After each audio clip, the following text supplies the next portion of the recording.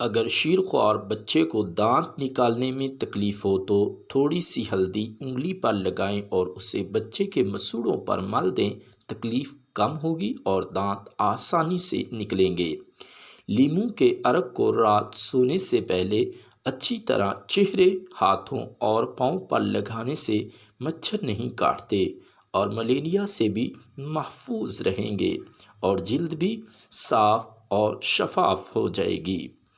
اگر آپ کے ناخن ٹوٹ جاتے ہیں یا پھر بڑے نہیں ہوتے تو ان پر لہسن رگڑیں، اس سے آپ کے ناخن جلدی بڑھیں گے اور کبھی ٹوٹیں گے بھی نہیں۔ دال، گوشت یا پھر سری پائے کو گلانے سے پہلے ان میں بیکنگ پاؤڈر ملانے سے دال، گوشت جلدی گل جاتے ہیں۔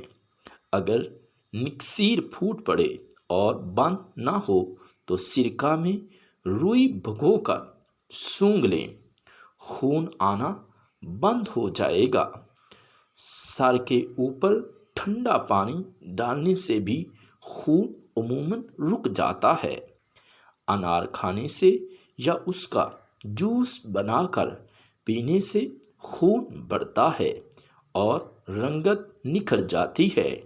ہمیشہ طلوع آفتاب سے پہلے اٹھنے کی عادت ڈالیں، اس میں برکت ہوتی ہے۔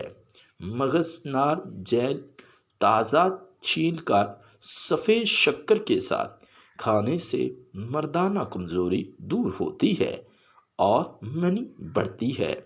کیا آپ جانتے ہیں کہ برطانیہ میں خون سب سے پہلے ایک جسم سے دوسرے جسم میں منتقل کیا گیا تھا؟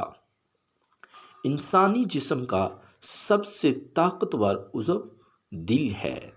کھانا کھانے کے فوراً بعد پانی نہیں پینا چاہیے بلکہ 1 گھنٹے بعد پئیں۔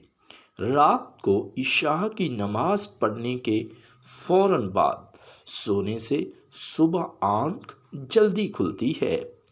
ملتانی مٹی میں عرق گلاب اور ایلو ویرا جیل ملا کر لگانے سے چہرے کی جھریاں ختم ہو جاتی ہیں۔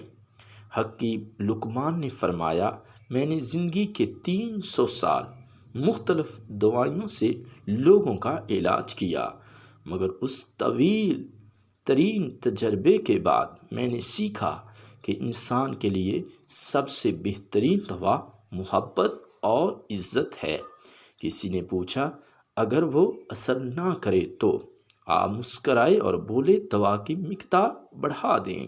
اگر ابھی تک آپ نے ہمارا چینل سبسکرائب نہیں کیا تو پلیز اسے سبسکرائب کر دیں۔ شکریہ۔